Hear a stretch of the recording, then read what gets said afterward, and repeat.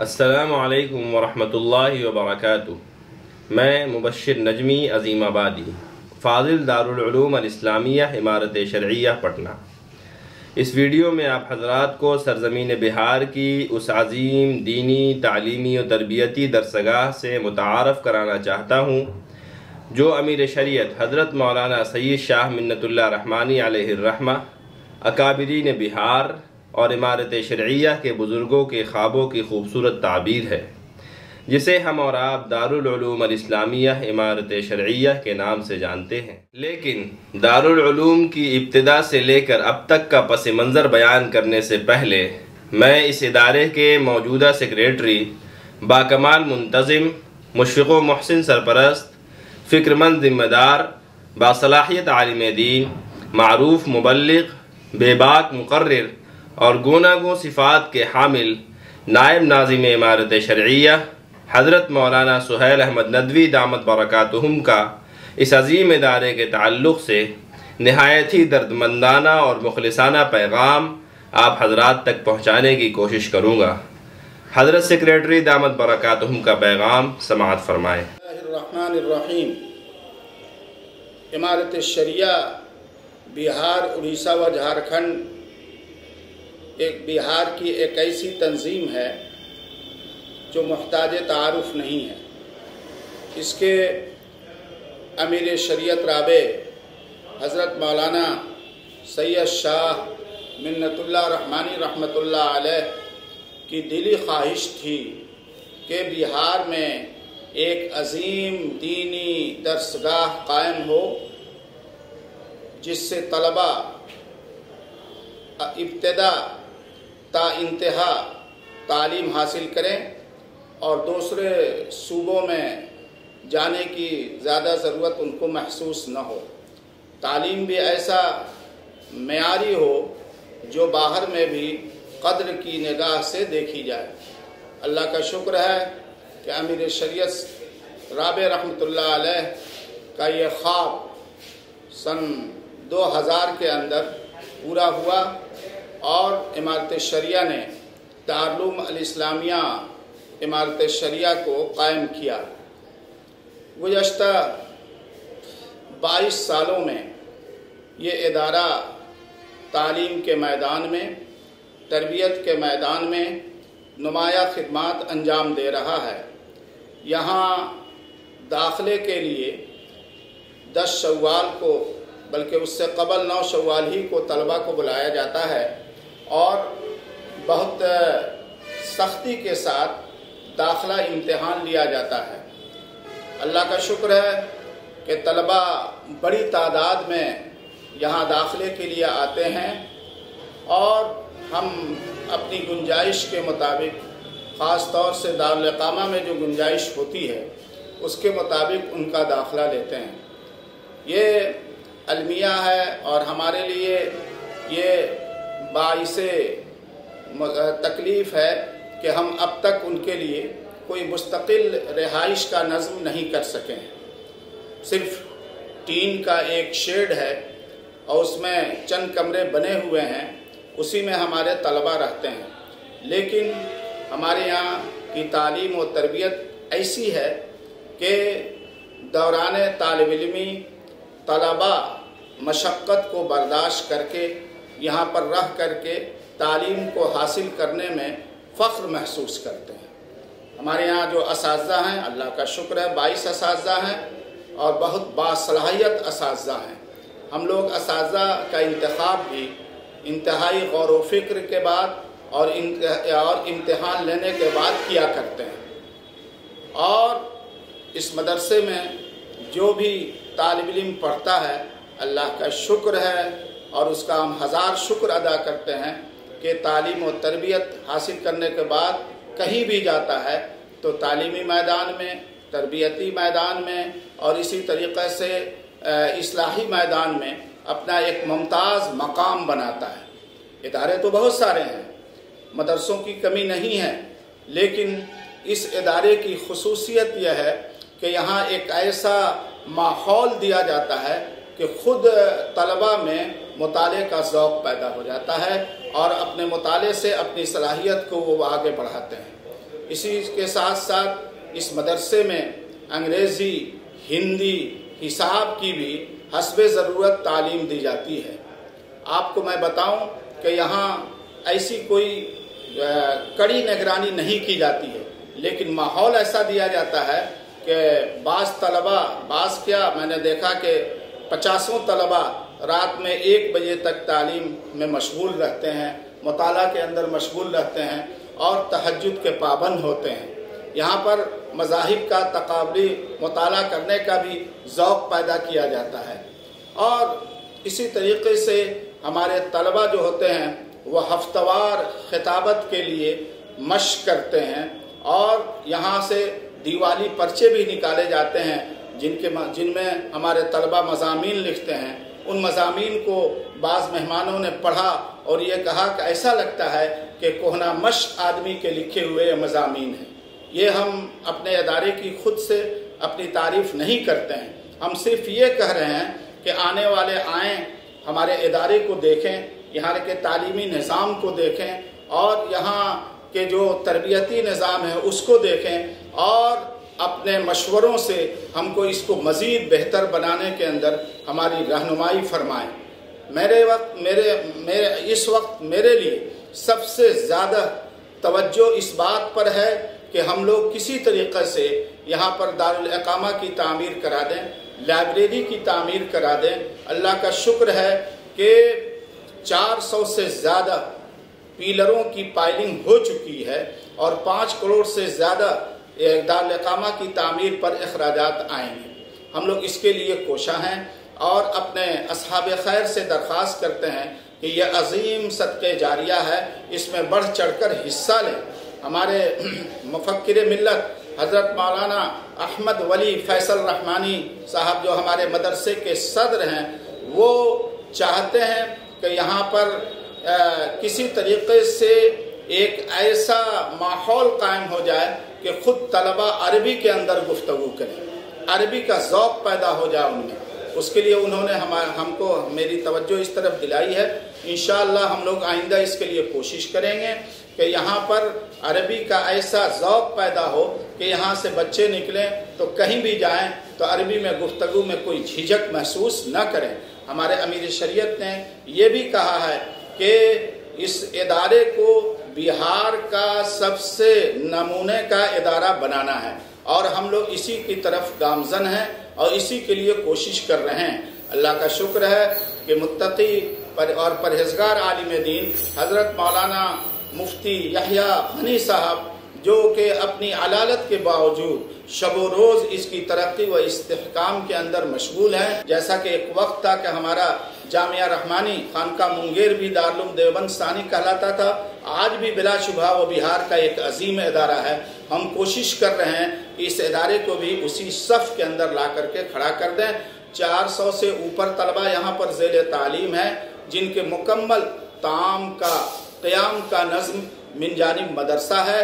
हम ये लॉकडाउन से कबल हम 500 से ऊपर तलबा को यहाँ पर रखते थे, लेकिन लॉकडाउन होने की वजह से और आमदनी में कमी होने की वजह से हम सिर्फ 400 बच्चों को अभी रख रहे हैं और इरादा है कि इंशाअल्लाह गुंजाइश के मुताबिक इसमें ज़्यादा से ज़्यादा इजाफा करेंगे ताकि यहाँ से जो लोग तालीम और तरबियत हासिल करना चाहते हैं वो बड़ी तादाद में हासिल कर सकें। बस आप हजरात से दरख्वास्त है कि दुआ भी फरमा दें और असहाब खैर को इस तरफ मतवज्जे भी फरमा दें कि एक रूम की तामीर भी करा देंगे तो इंशाअल्लाह उनके लिए, उनके ख़ानदान के लिए, उनके घर वालों के लिए अजीम सदक़े जारिया साबित होगा।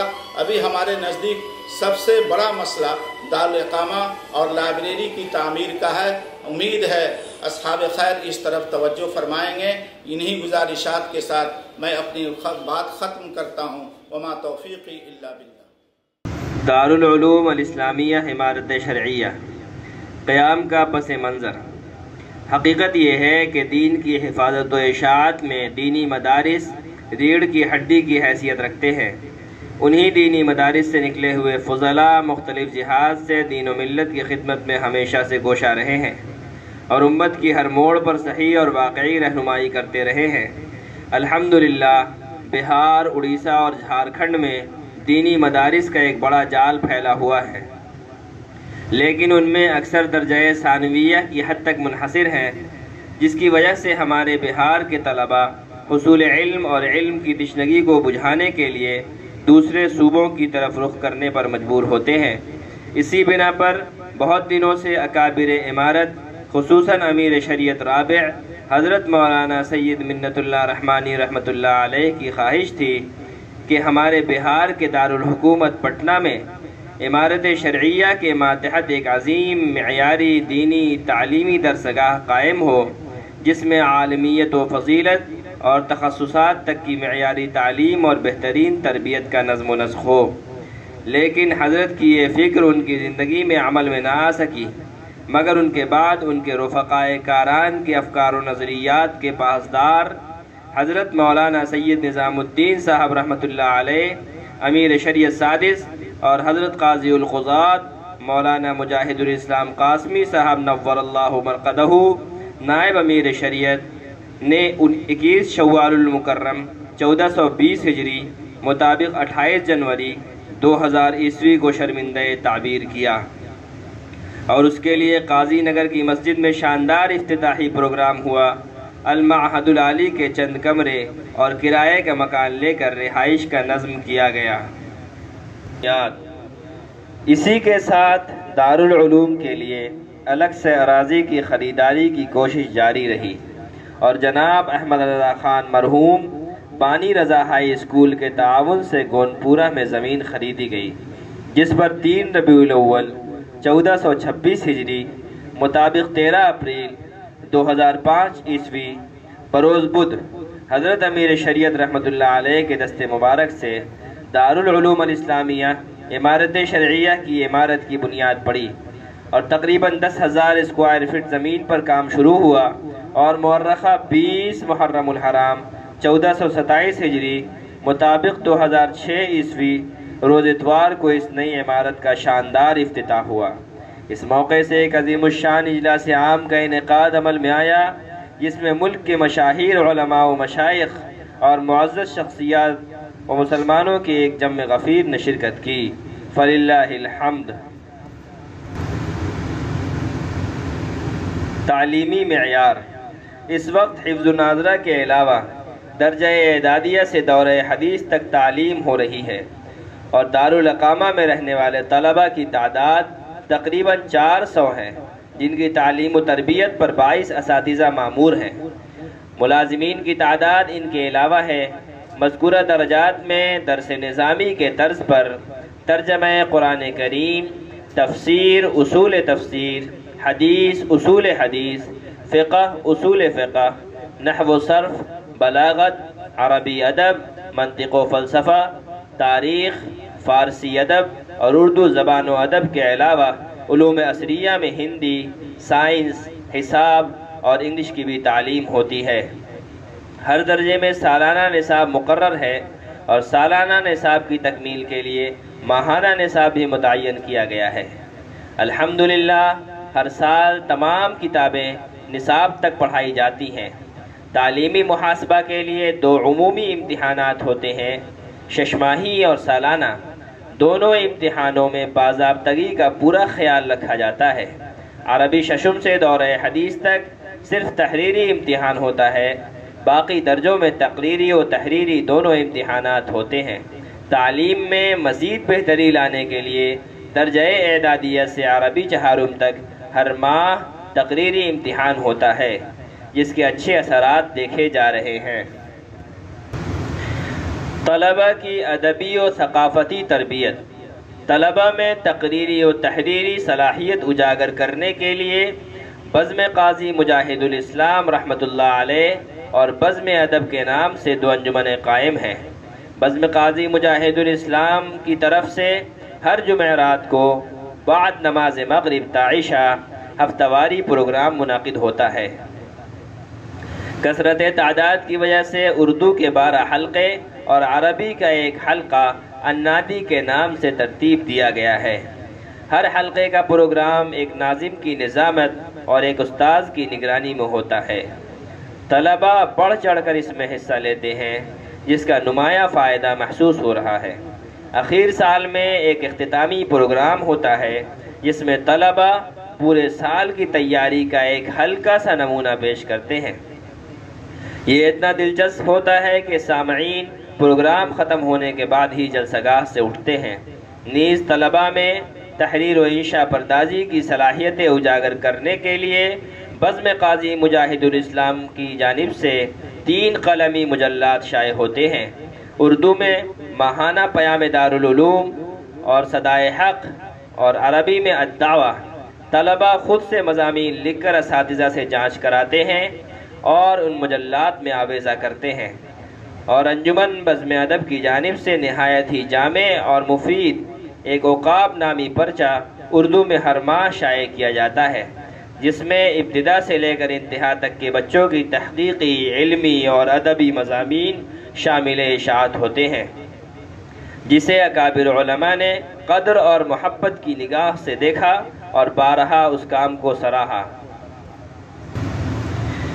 دارالعلوم کا تعلیمی و تربیتی طریقہ۔ جاڑے میں صبح صادق سے آدھا پون گھنٹہ پہلے طلبہ کو بیدار کر دیا جاتا ہے۔ طلبہ حوائج بشریہ اور وضو وغیرہ سے فراغت کے بعد تلاوت و مطالعہ میں مشغول ہوتے ہیں، اور بعض طلبہ نماز تہجد کی بھی پابندی کرتے ہیں، اور گرمیوں میں کچھ تاخیر سے جگایا جاتا ہے۔ نماز فجر کے بعد ایک طالب علم 1-2 حدیث مع ترجمہ پڑھ کر سناتا ہے اور صبح کی معصور دعائیں کہلواتا ہے۔ اس کے بعد سبھی طلبہ 20 منٹ تک قرآن کریم کی تلاوت کرتے ہیں، پھر تعلیم شروع ہو جاتی ہے۔ ظہر کی نماز کے بعد 10 منٹ تک علمی سوالات کیے جاتے ہیں اور طلبہ ان سوالوں کے جوابات دیتے ہیں، پھر تعلیم میں مصروف ہو جاتے ہیں۔